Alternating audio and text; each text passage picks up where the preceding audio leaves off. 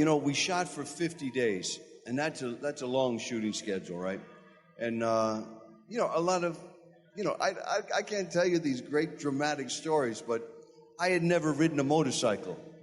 I had never been on a motorcycle. I could barely drive a car, right?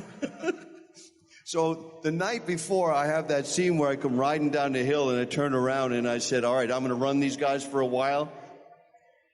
It was raining in Chicago, and the prop guy was from New York, you know, and he's saying, I said, dude, I've never rode a motorcycle. He says, what are you going to do? And I said, I don't know. I'm going to get on the f***ing thing and see what happens. And he says, so him and the teamster who's in charge of the vehicles, I was riding a motorcycle up and down the alley, you know, just like boom, and then they had to come and turn it around, and you know, and I did this for like, I didn't know, again, it's one of those things where I didn't have any idea what I'm supposed to do.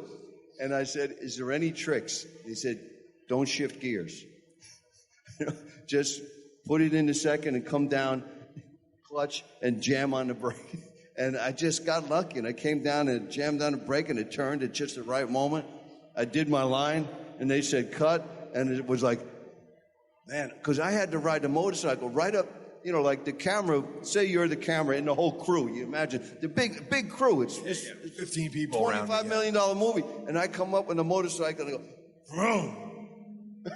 All right, you run, take off. I'm going to run these guys for a while. Like, man, they don't know how close they came to like a major accident. It could have been anything, you know. They did the same thing with that Mercury.